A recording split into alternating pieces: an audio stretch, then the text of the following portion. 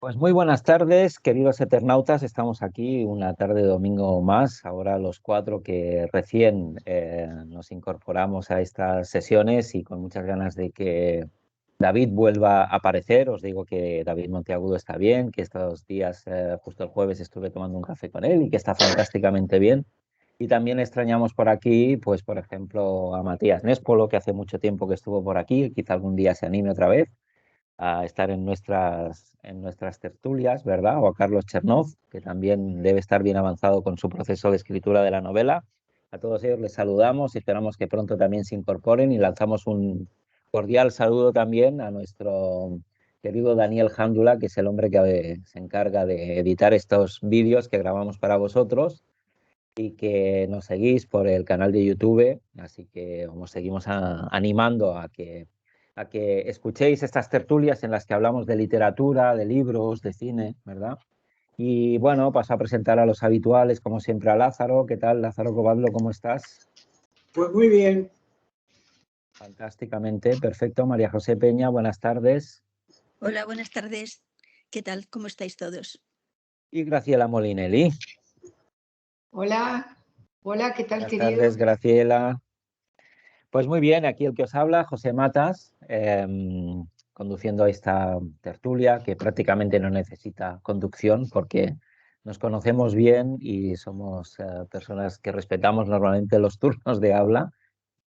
Hoy dedicamos el programa a una película fantástica, maravillosa, que nos ha propuesto María José, que es por todos conocido, la película Shine, y que es un biopic sobre este pianista australiano, David Helfgott.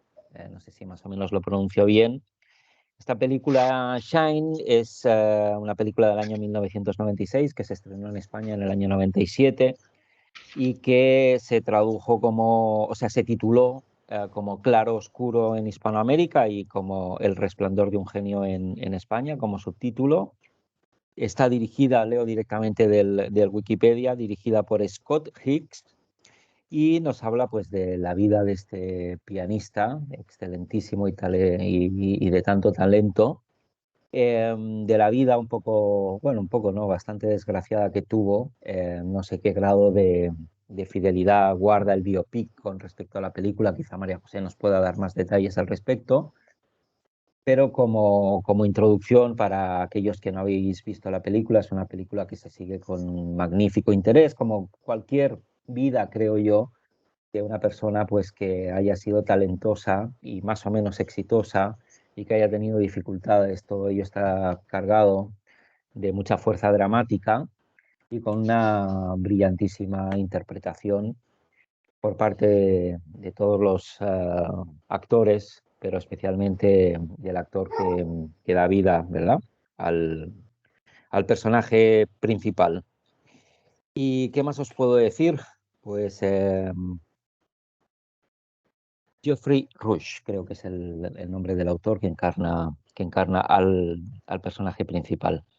Yo creo que es una película que nos va a dar para mucho análisis, que está ambientada también en uno de los temas por excelencia y que tanto le gustan a María José, que es el tema del judaísmo, aunque el judaísmo en sí mismo no sea un tema en la película, pero sí ofrece un contexto y que estoy seguro que nos ofrecerá, pues eso, una buena explicación de por qué ha elegido esta película, por qué nos la has traído al programa y un poco qué te da esta película para que haya sido propuesta para nosotros, María José. Adelante. Pues sí, la verdad es que yo buscaba otra película, ¿eh? He de confesar esto al principio. Yo buscaba una película que siguiera la línea que ya habíamos tratado con con el cuento de Heinrich Böll. La implicación del creador en la sociedad que le toca vivir. Ese es el tema que a mí me interesaba, pero no supe encontrar la película que respondiera a todo ello.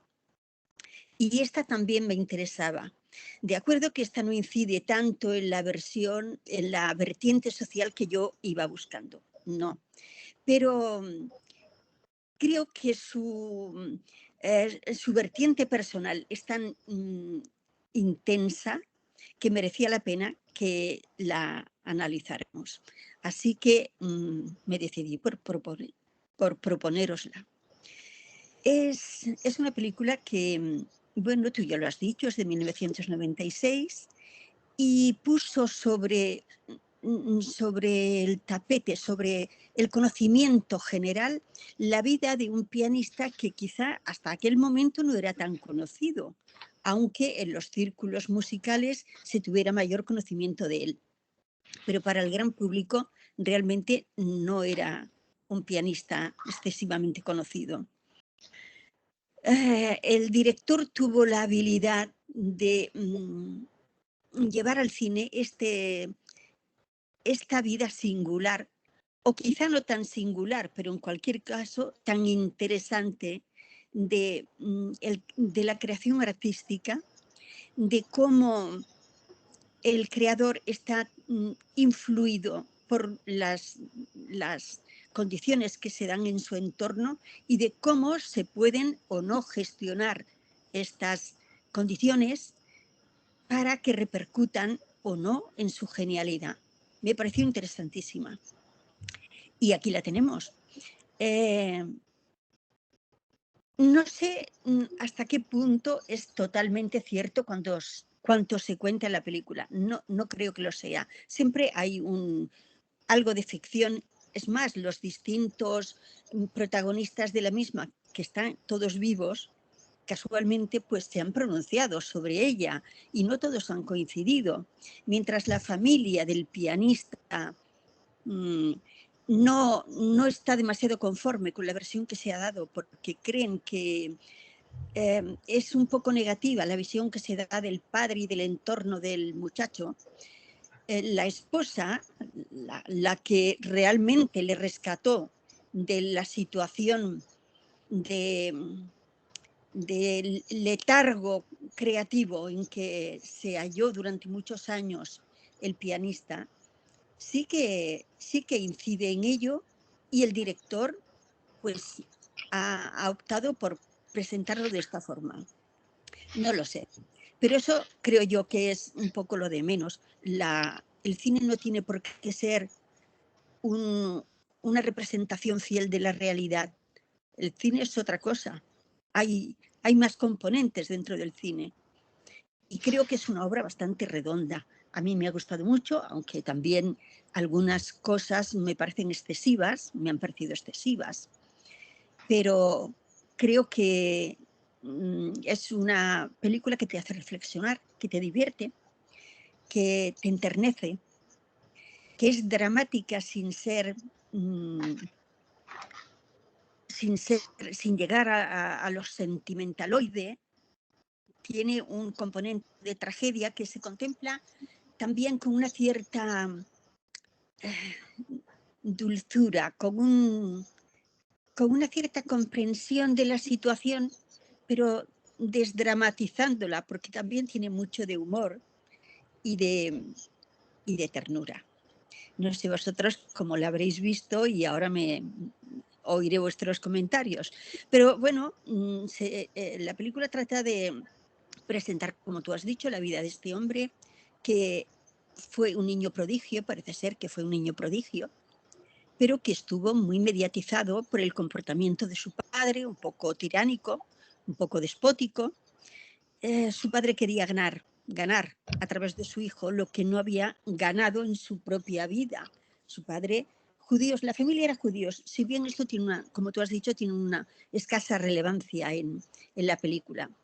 Era una familia judíos de Polonia, emigrados a Australia, que de alguna manera, o a principios del Holocausto, o en medio del Holocausto, o un poco antes del Holocausto, llegaron a Australia. No tiene mucha importancia si lo vivieron directamente o no, creo yo.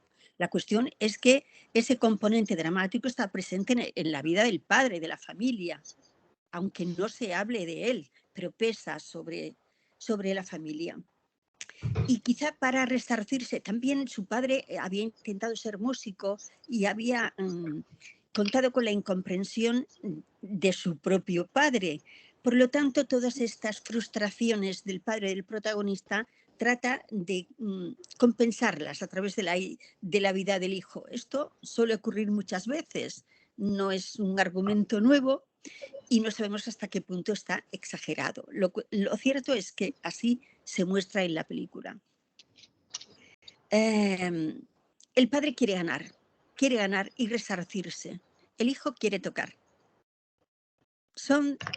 Persiguen fines distintos, no se iban a entender.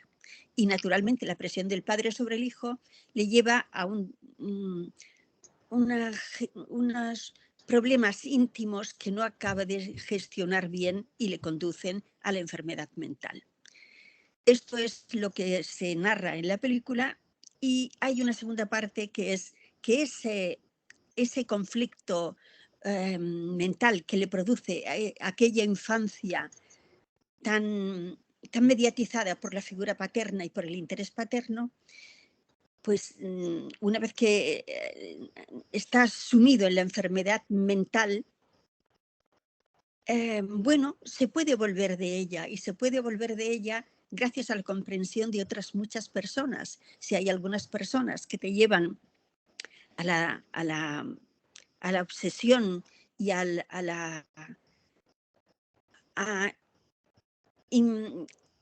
inmersionarte en un problema mental, hay otras que te recuperan de él. Eso está también presente. Me parece bonito esa manera de advertir la realidad. No todo es malo, no todo es tremendo. Hay cosas muy buenas, todas conviven. Y a este muchacho pues lo rescatan de esa enfermedad mental, la comprensión de mucha gente y el amor de quien al final es su mujer. Y bueno, esto es todo. Esto aderezado de esas magníficas interpretaciones musicales de piezas clásicas que se oyen a lo largo de la película, de esa fantástica, de esa fantástica interpretación en líneas generales. Aunque a mí el protagonista principal me parece algo excesivo, un histrionismo excesivo. Creo que la enfermedad mental, no sé si conduce a todo eso o eso es una exageración. A mí me ha parecido exagerado, pero aparte de todo ello, me ha gustado muchísimo y ahora me gustaría oír vuestros comentarios. Muy bien, María José, excelente introducción y valoración de la película. No sé, Lázaro, si quieres ser tú el que continúe para hacer un poco de alternancia y luego le damos paso a Graciela. Bueno, sí, la película es muy buena, está muy bien hecha. Profundiza en la psicología de los personajes. Y a mí lo que más me llamó más me interesó fue el conflicto entre padre e hijo, ¿no? Ahí lo que se ve es un padre posesivo. Me hace acordar esa frase de que hay amores que matan, ¿no? El padre en un momento dado, no sé si le dice, nadie te querrá como yo te quiero, una cosa así, ¿no? Es un padre que quiere apoderarse totalmente de todos los actos, de todo lo que es la vida de su hijo, ¿no? Cosa que sucede muchas veces, ¿no? Así que con un padre, con una madre, ¿no? Con cualquier persona que quiera apoderarse de la voluntad de otra. Y eso me llamó la atención, ese tirantismo, ese conflicto entre ambos personajes. El resto de la película me gustó bastante, me parece algo lenta en su desarrollo, ¿no? Me pareció algo lenta. Algunas escenas yo las hubiera cortado, las hubiera hecho más cortas.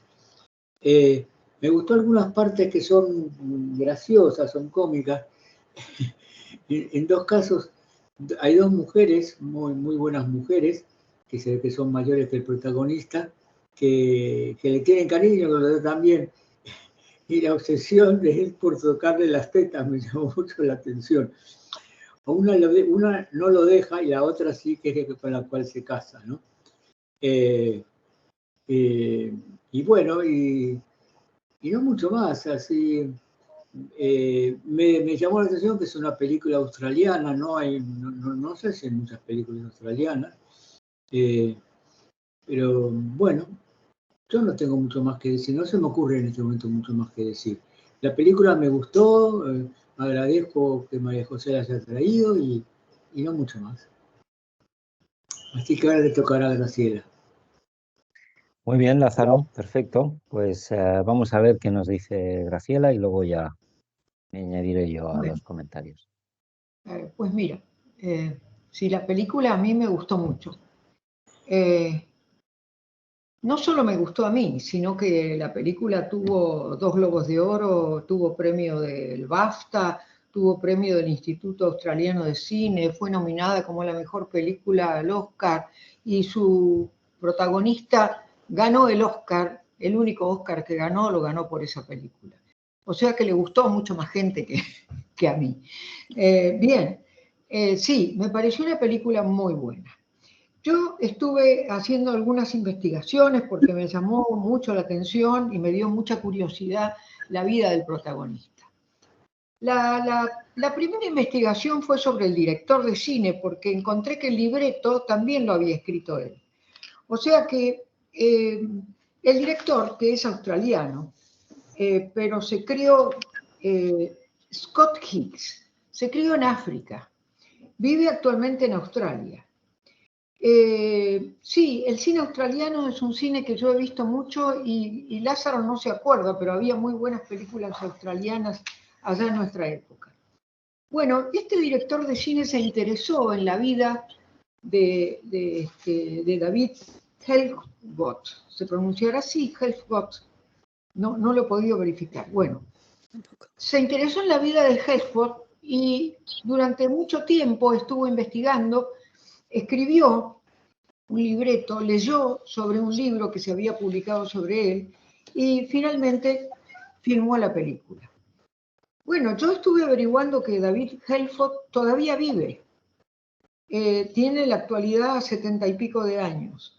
Su mujer, Giselle, que está representada por Lisa Redgrave, que es hermana de Vanessa Redgrave y hija de Michael Redgrave, una raza de actores. Bueno, pues su mujer, Giselle, murió a los 90 años y estuvieron juntos 40. Así que imagínate lo que fue esa mujer para David Helfgott. Bueno, con relación a la perturbación mental que se ve acá, es un clásico que la esquizofrenia es una enfermedad que se desata entre los 19, 20 y 21 años. La edad que tenía David cuando la contrajo, cuando su primer brote durante la tocada de Rachmaninoff, que está maravillosamente, que la banda sonora es una de las maravillas de esa película. Entonces, bueno, pues el actor que representa a David inmediatamente me llamó la atención porque yo lo vi en El discurso del rey. Geoffrey Rush es un gran actor, es un actor muy premiado, es un actor que ha representado una gran cantidad de películas y que tiene muchos premios otorgados, aunque su único premio Oscar al mejor actor protagónico fue el de esta película, el de Shining. El segundo, el que representa al padre, es Armin Müller-Stahl. Bueno, yo lo he visto a Armin como villano en muchas películas donde se habla de la Guerra Fría, por ejemplo, y entonces aparece como el ruso que es el jefe de la mafia, y siempre me gustó Armin. Sin embargo, no tiene demasiadas películas que hayan repercutido, sino que más bien un actor secundario. Armin fue violinista y era hijo de un noble báltico. Se dedicó al violín y después estaba en Alemania del Este y fue puesto en las listas negras y tuvo que fugarse o emigrar a Alemania Occidental y luego ha trabajado en esas películas, como les digo, de segundo orden en Hollywood. Bueno, volviendo a la película en sí, La banda sonora es una verdadera maravilla. La película es hermosa porque plantea este tema de la perturbación mental y la superación de esa perturbación a través del amor. Yo creo que ese es el nudo, ¿no? Él se enamora, Giselle es su puntal y a partir de ahí él vuelve a ser una persona que puede actuar y puede seguir tocando y puede seguir viviendo. Bueno, sobre esto se hicieron muchísimas críticas en la parte negra de las críticas, donde se criticó la película como algo que hubiese hecho David, que no era, según los críticos especializados, un genio musical, sino que había sido un niño genio precoz y luego su perturbación mental había arruinado esa precocidad y él ya no era aquel gran pianista, sino que ha sido muy reconocido en Australia. Realmente sigue dando conciertos en Australia. Entonces, mucha gente ha tomado la película como una manera de propaganda de los Healthbot, a su favor. Y a Giselle, como ha sido acusada por Clara, la anterior mujer de David, como una persona manipuladora y que ha hecho de la historia de David toda una historia para poder ganar dinero. De hecho, la película Shine estuvo haciendo un tour por Estados Unidos donde se vendían las entradas y se ganó con eso mucho dinero. También, por ejemplo, se lo acusa a David de organizar espectáculos que no son precisamente los de la música clásica. Por ejemplo, en Singapur ha participado con grupos de rock y las entradas han sido muy caras e incluso se venden entradas para estar con él tomando una copa de champán y esas entradas son más caras. Entonces, bueno, pues acá ha aparecido toda una crítica negra que habla acerca de la manera de hacer propaganda con esto, siendo que él no es tomado por los críticos de música clásica como un gran pianista, sino que el hecho de su perturbación mental en realidad lo arruinó. Giselle, a su vez, fue acusada de no darle la medicación a David cuando David la necesitaba, sino de espaciársela. Ella se justificó diciendo que él no hacía ningún mal, y ahí se lo ve en la película viviendo un poco loco, ¿no? Y es un loco que no le hace mal a nadie, pues. Y esto es lo que dice Giselle. Él no le hace mal a nadie y él disfruta mucho, es muy alegre y no conozco a nadie que haya disfrutado como él tocando música clásica. Bueno, estas fueron mis investigaciones en cuanto a la película. Yo ya dije que me ha gustado mucho, pero no me ha llamado como a David, como a Eduardo, no me ha llamado la atención el conflicto entre el padre, porque lo encontré un poco forzado. Si bien es cierto que la figura del villano la hace muy bien Armin, pero lo encontré un poco forzado y un poco exagerado, no sé si habrá sido así en la historia real. Tanto Clara, la primera mujer de David, como el hermano o la hermana de David han discutido esta versión diciendo que el padre le tenía muchísimo cariño y no era la persona representada en la película. Bueno, pues esto es todo por ahora. Muy bien, Graciela, pues creo que nos has hecho una magnífica exposición y contextualización de los autores de la película y de otras cuestiones que están al margen, ¿no? O están fuera de la película, pero que posiblemente también ayuden, ¿no? A comprender un poco más esta historia. Yo voy a hablar específicamente de la película, ¿no? O sea, la película creo que está muy bien contada. Lo que quiere contar lo cuenta muy bien, con una estética muy lograda, una fotografía magnífica también, unos planos deliciosos. Creo que está muy acertado que la lluvia tenga una presencia casi protagónica en la película, porque tiene una carga simbólica importante.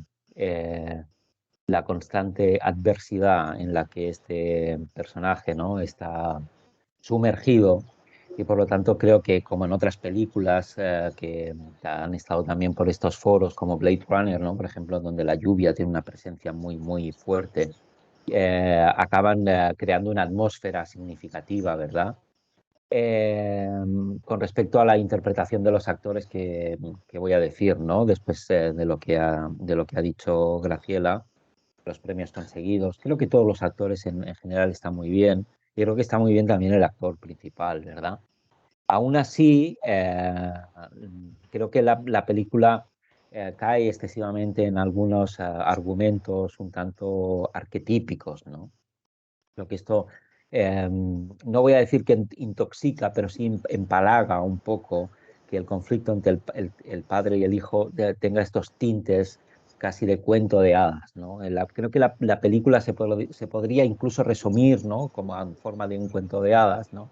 En la que había un reino donde el hijo de un labrador que era muy, ¿no? virtuoso con el piano, y el padre que era, ¿no? un tirano, tal. Se podría explicar perfectamente, ¿verdad?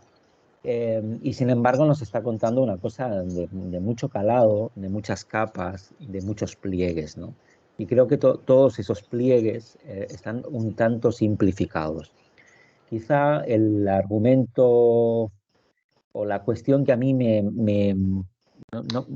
con la que poco conecto es con esta visión que ofrece la película de la locura, ¿no? A través de este personaje. Desconozco hasta qué punto el personaje en el que está inspirado, en el verdadero David Helfgott,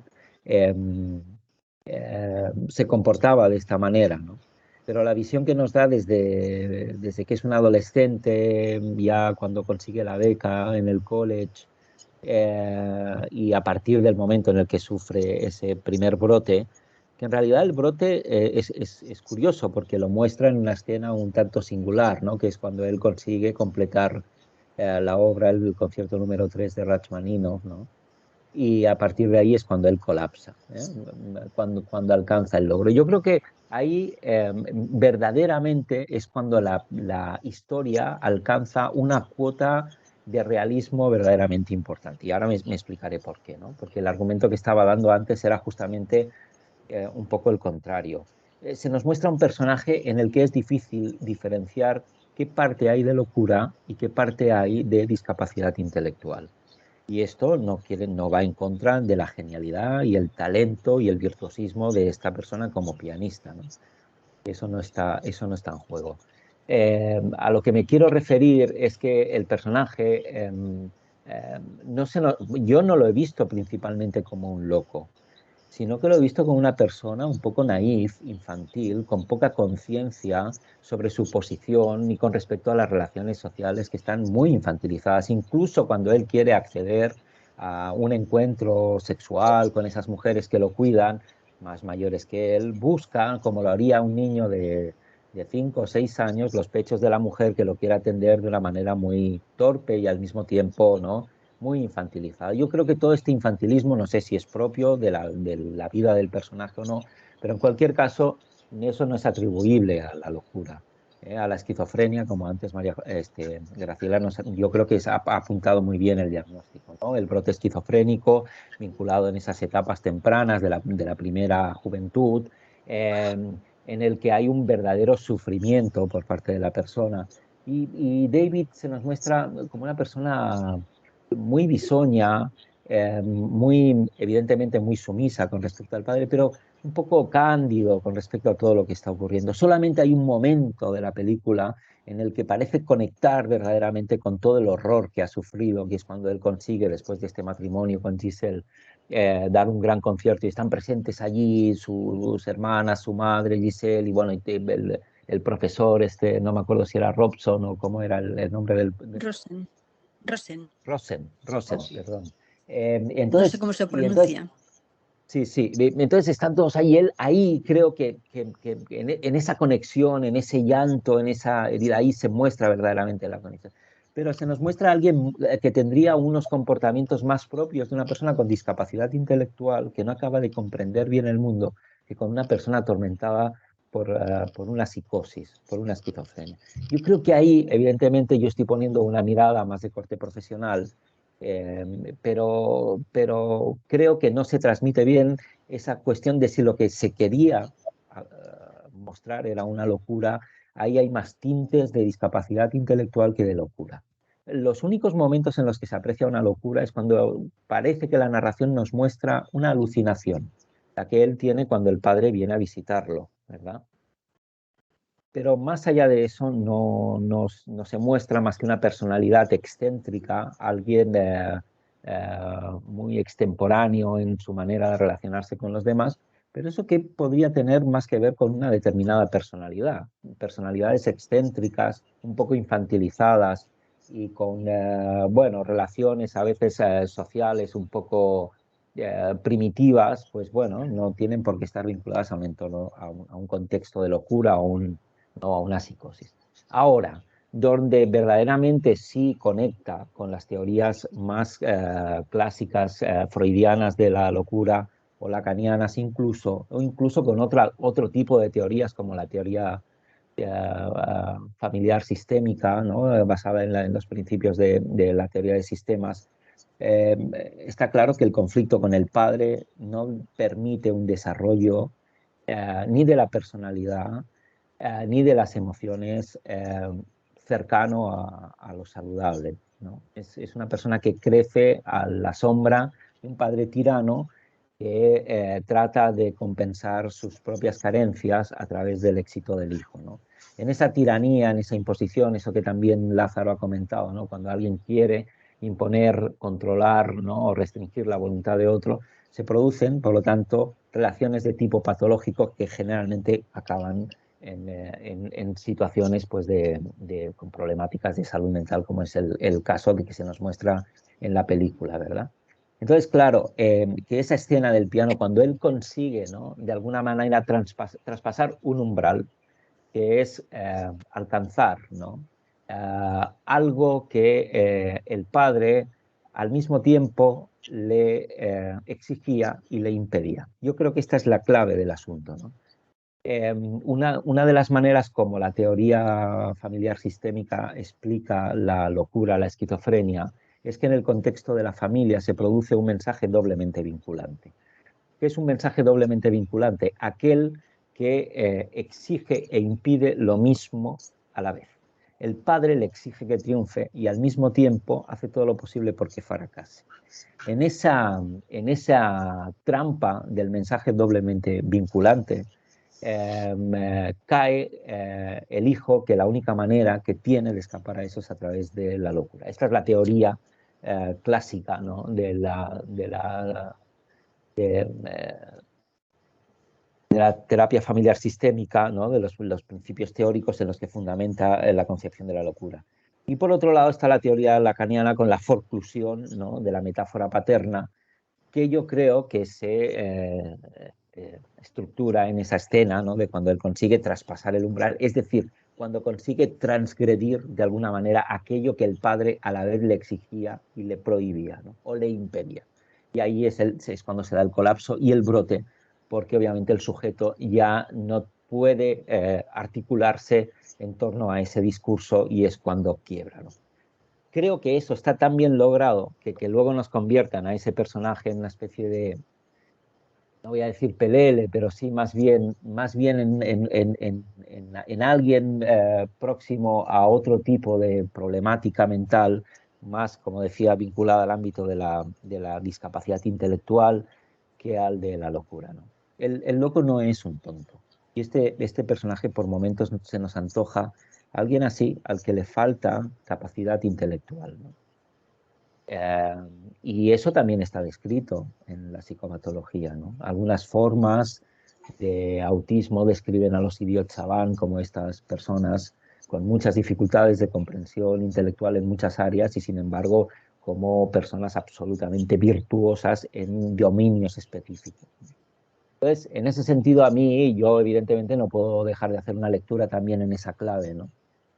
Creo que eso podría haber estado un poquito más trabajado, pero quizá este personaje se comportó así, era más o menos así, y eso es bastante fiel a cómo este personaje ha sido. Pero como decía María José, el cine no es la vida, ni tiene por qué ajustarse totalmente, ¿no? A la vida, ¿no? Ni a la realidad. Pero sí que nos cuenta, ¿no? De alguna manera un mundo, unos personajes. Y creo que en esa manera, y con esto ya acabaré, excelsa, yo creo, de contar una historia, por momentos se ha tintado toda la película de un cierto simplismo, ¿no? En el que, por ejemplo, solamente hay un personaje malo, muy malo, aunque por momentos quiere ser bueno, pero es un personaje malo, que es el de la figura del padre, y luego todos los demás son buenos. Todos los personajes que aparecen en la película, todos son buenos. Quizás solamente tiene un pequeño atisbo de maldad, no sé si es el dueño del restaurante o uno de los personajes cuando él entra en aquel restaurante, ¿verdad?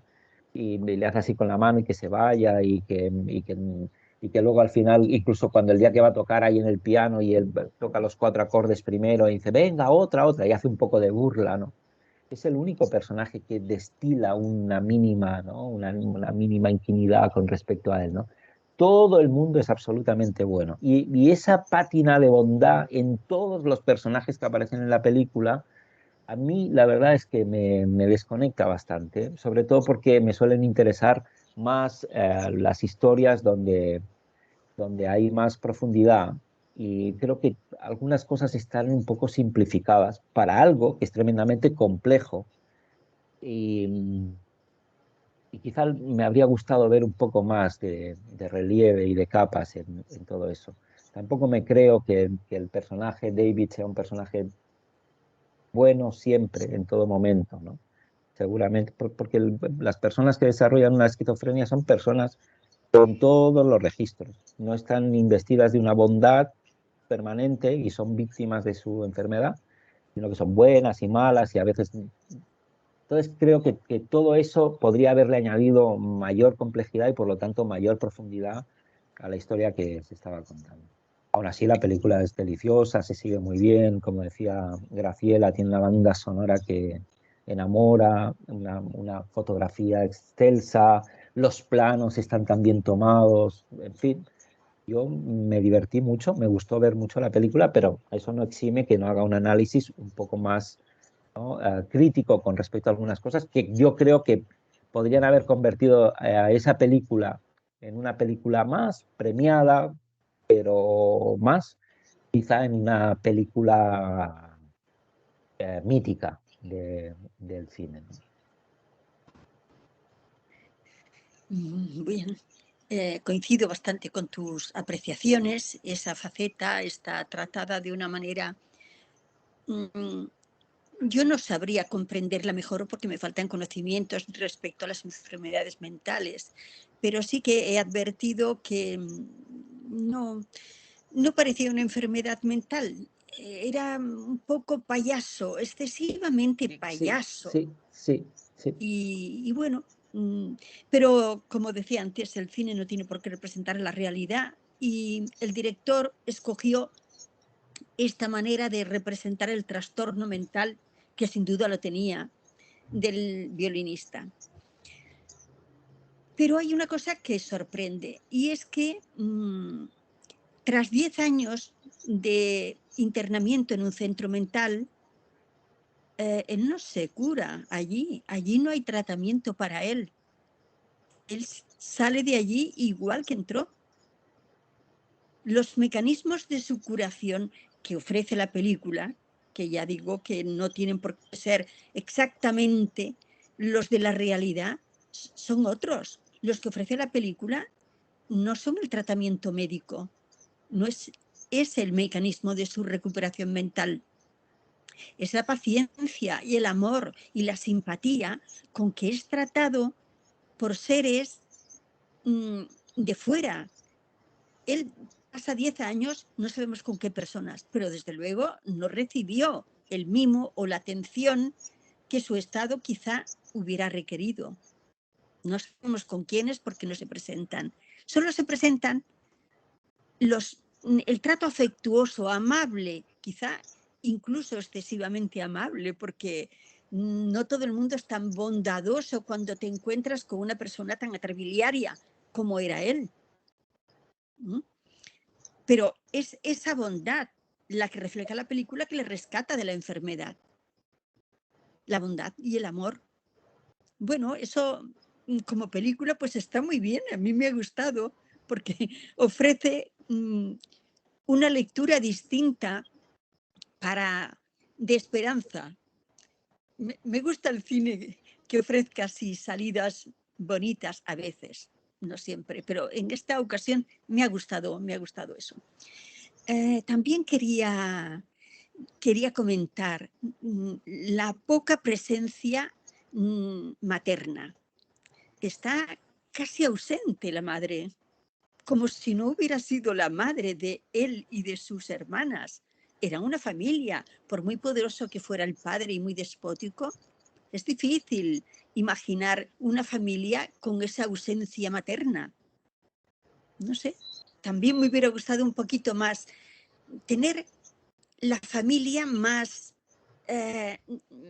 perfilada, y ahí no aparecen. Solo aparece el temor de las hermanas al padre. Lo pagaremos todos. Si el chico no gana el concurso, lo pagaremos todos, dicen las hermanas, ¿no? Ese temor es lo único que está reflejado.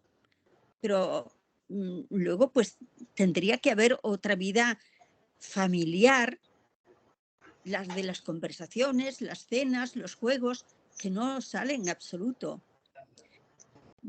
Bueno, claro, siempre podemos oponer reparos a cualquier obra, pero en general sigo manteniendo mi admiración por la obra. Me ha gustado mucho. Sí, sí, estoy muy de acuerdo con eso que dices también de la figura de la madre, que yo más que ausente hablaría de silente, ¿no? De las mujeres. Porque aparece en muchas escenas la madre, ¿no? Pero callada, no dice nada, solamente se pronuncia cuando hay aquel maltrato físico, ¿verdad? Del padre, ¿no? Directo cuando él defeca en la bañera, ¿verdad? Y no, eso ahí hay una agresión, pero luego hay otra un día que cuando él llega y dice que se quiere ir y que se va a ir, entonces ahí te lo vuelve a agredir, ¿no? Es verdad, esa ausencia que también encaja muy bien en la teoría sistémica de la esquizofrenia, porque obviamente de lo que se habla es de un patrón de comunicación alterado, donde algunos son conniventes o permiten que ciertos abusos se produzcan, ¿verdad? Para sostener ese mensaje doblemente vinculante. Sí, yo quizá añadiría, que no he dicho nada al respecto, pero ahora que lo has mencionado tú, María José, es el cine puede ofrecer, ¿no?, la posibilidad de una cura. Y nos ofrece una cura donde la medicina es el amor. Y ese es un final para un cuento de hadas. Pero la esquizofrenia no se cura. Y la discapacidad intelectual, en general, tampoco se puede hablar de discapacidad intelectual como si fuera una cosa específica y concreta, ¿no? Hay muchas discapacidades intelectuales. De la misma manera que también hay muchas esquizofrenias, cuidado, pero ni una ni la otra no se curan, especialmente la esquizofrenia. Yo creo que ahora mismo no habría nadie del ámbito médico, psiquiátrico, que pudiera sostener esa afirmación. La esquizofrenia es una enfermedad crónica que se trata y que permite mantener a los enfermos compensados en su entorno familiar, social y productivo, con vidas integradas y que les permitan desarrollar un proyecto personal y una vida propia y autónoma, pero con medicación y con apoyo terapéutico. Pero no es una enfermedad crónica, ¿no? Y la discapacidad intelectual se puede compensar con mejoras, con entrenamiento, con mejora de las competencias y las capacidades, pero la mayoría de ellas tampoco permiten grandes avances, ¿no? A mí, por ejemplo, esta película me hizo recordar el caso. Yo durante unos años trabajé como responsable de formación en una institución que hacía formación para personas con discapacidad intelectual y problemáticas de salud mental específicamente, ¿no?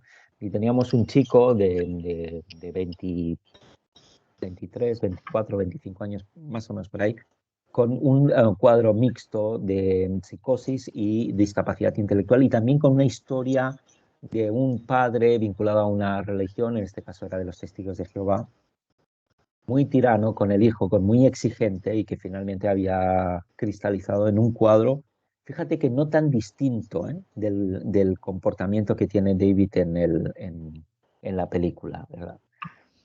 Pero el diagnóstico principal ahí era la discapacidad intelectual y no tanto la psicosis, son diagnósticos mixtos. Y fíjate que este chico había también aprendido a tocar el piano, pero no se sabía, ¿no? La familia nos había dicho que tocaba el piano, pero no se sabía. Entonces, en una salida formativa en la que el grupo de clase, él se estaba formando para ser jardinero, en un grupo de jardineros, ¿eh?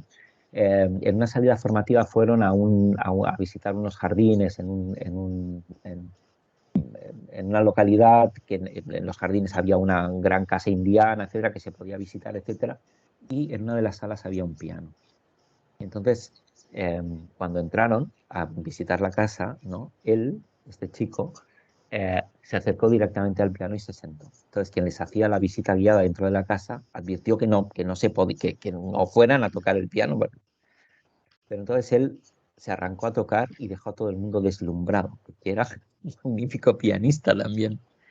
Y yo no estuve presente en esa salida, pero sí el formador que cuando me contó la escena de cómo había transcurrido, ¿no? Lo hizo también muy, muy, muy emocionado. Entonces, y eso que era una persona, el formador, muy, muy frío, muy sobrio, ¿no? Que pocas veces reía y pocas veces... Y lo vi verdaderamente emocionado de ver cómo él,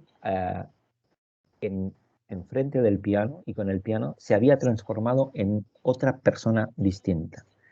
Y yo creo que ahí hay una de las claves también, ¿no? De la película, de cómo la conexión máxima, ¿no? Puede venir dada de un virtuosismo, en este caso con la música. Me hizo recordar esa escena y fíjate que no son ni tan distintas las historias, ¿no? que os estoy contando en la película y basada en la obra, en la vida de esta persona y lo que os estoy contando de este chico, ¿no? Que también, bueno, por alguna razón también le dio por el piano. Pero sí, en cuanto a ese final, que está muy bien en la película como cuento de hadas, es poco sostenible desde el punto de vista de la realidad, ¿verdad? Porque la esquizofrenia y la psicosis no se curan y la discapacidad intelectual normalmente es algo que se arrastra durante toda la vida también. Da para una nueva película, ¿eh? Esta historia que has explicado es preciosa. Y luego, sí, es una historia muy linda, una de esas historias que uno se lleva también, ¿verdad? Y la verdad es que el chico era muy, muy disruptivo, en las clases muchas veces había que sacarlo, porque además, no me acuerdo, pero él constantemente, ahora, ¿qué es lo que le venía a la mente? Y gritaba algo, o decía un insulto, o como una especie de impulsión, ¿no? Que no contenía y estaba de esa manera. Además era un poco agresivo desde el punto de vista anal, en términos psicoanalíticos, y estaba constantemente tirándose ventosidades en la clase para provocar gracia. Era una persona que muy, muy disruptiva en el entorno de clase y fijaros, ¿no? Luego aquel día cuando llegó allí se sentó en el piano. Pero es que además me lo decía el profesor, ¿no? Cómo le cambió el lenguaje corporal, ¿no? Y todo su aspecto lacio y como desbordado, era un chico con cierta obesidad, ¿no? Enlentecido, que sufría de ausencias. Era muy curioso porque sufría de ausencias. A lo mejor lo veías caminando por un pasillo y en un momento quedaba bloqueado, entonces se quedaba completamente parado varios minutos y no podía reaccionar. Y entonces había que dejarlo, la prescripción era dejarlo a que pasara un tiempo y él volviera, como si hubiera una desconexión en su cerebro y todo quedase bloqueado o cortocircuitado en un momento y luego al cabo de un tiempo más o menos volvía. Pero sí, había un cierto paralelismo con eso que habéis Un guión, con la película. da para un guión precioso. Y escucha, una pregunta, por una curiosidad. ¿Se incorporó a su terapia curativa el piano después de ese conocimiento, después de esa revelación? Bueno, es que sabes lo que pasa, que en realidad a veces la realidad misma es tan prosaica y tan poco narrativa a veces que la familia, en este caso la madre, una madre también muy singular, un tanto ausente, pero bueno, al fin y al cabo luego él vivía con la madre, ¿no? Buscaban sobre todo una inserción laboral con estos chicos, lo que se busca principalmente es que tengan una ocupación, porque son muy perturbadores luego en casa sin hacer nada, son muy demandantes de atención, con muchas dificultades. Bueno, entonces lo que se busca también es que puedan conseguir algún trabajo en un centro especial de trabajo, pero claro, lo estaban impulsando a que se hiciera jardinero y yo decía, pero con el talento que tiene este chico, Yo creo que hay que explotar más su virtuosismo musical y a lo mejor encontrar una ocupación, por ejemplo, en un restaurante, pues mira, ¿no? Tocando el piano, amenizando, ¿no? Buscando este tipo Sí, ¿no? Y se propició, se intentó buscar una, pero no era muy receptiva la familia, como si en eso de verdad hubiera poco fundamento, ¿no? Luego la familia lo llevó a otro centro ubicado en otra localidad y se le perdió la pista al chico y no te puedo decir más, ¿no? Pero sí, en términos de la ficción daría para buscar algo más por ese camino, sí. muy bien. Pues no sé si tenéis algo más que decir, Graciela o Lázaro. Hemos hablado mucho, María José y yo, Sí. y también Graciela, y menos Lázaro, pero no sé si tenéis algo que decir. Y si no, pues lo dejaríamos aquí. Mira, a La mí, verdad, no se me ocurre nada. no, a mí me gustaría agregar esto de el actor, ¿no? Que en el discurso del rey, Geoffrey Rush, usaba mucho los gestos de la cara y los ojos y las expresiones faciales. Y acá más bien él ha hecho el papel con su cuerpo. Las manifestaciones han sido, las manifestaciones actorales más significativas son cuando encorva el cuerpo, cuando aproxima la cara, o ese gesto de la risa, que yo creo que ha representado de una manera maravillosa la perturbación que tenía el protagonista. Porque realmente yo percibí a la persona con la perturbación mental. Una de las cosas notables de la perturbación mental es por ejemplo, la falta de acomodamiento del protagonista a las convenciones sociales. Eso es notable. Lo primero que se da, por ejemplo, en los síntomas de demencia. La gente habla de idioteces o más bien que idioteces resulta liberada de cierto tipo de represiones. Y entonces a veces dice lo que piensa, ¿no? Y entonces se queda muy fuera de lugar.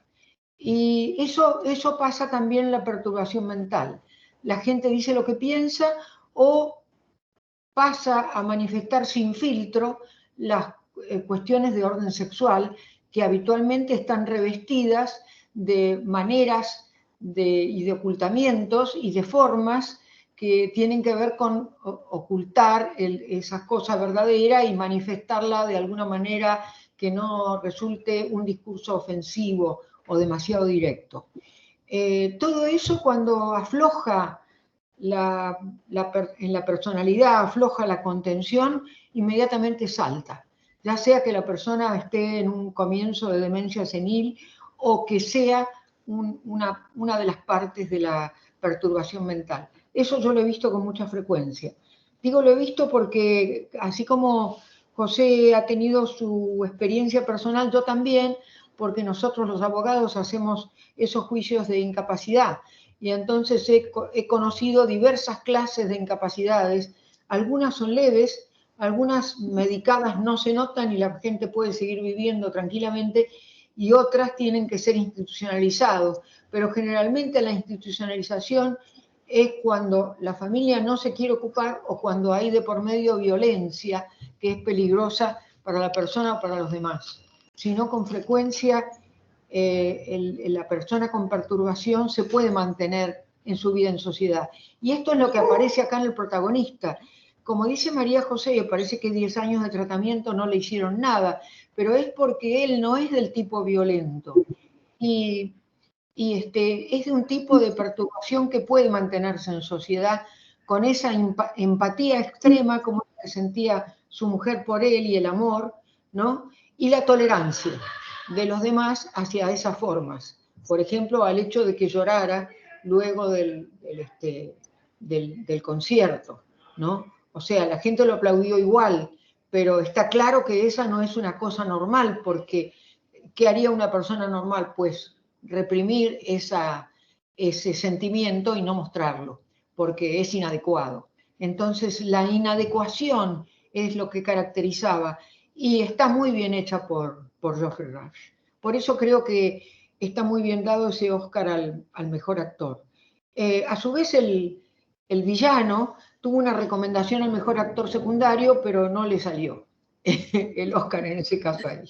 Bueno, nada más que eso quería agregar. Muy bien, Graciela. Pues muy bien, si no tenéis nada más que añadir, pues lo dejaríamos aquí con esta entretenida y sugerente película que nos ha traído a la tertulia esta tarde María José. Y bueno, no sé si ya tienes tema para el próximo episodio, ¿lo quieres anunciar ya? Estoy en ello, estoy en ello. Estás en ello. Bueno, pues nada, pues entonces quedaremos a la espera y despedimos aquí la sesión de hoy. Pues muchas gracias Lázaro, María José y Graciela por vuestros comentarios y nos vemos en la siguiente con el tema que nos traiga para la tertulia María José. Venga. Pues muy bien.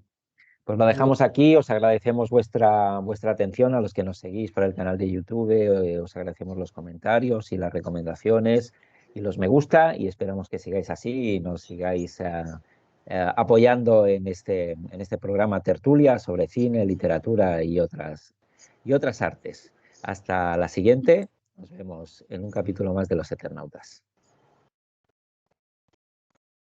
Oye, entonces ahora la próxima vez, ¿cuándo será?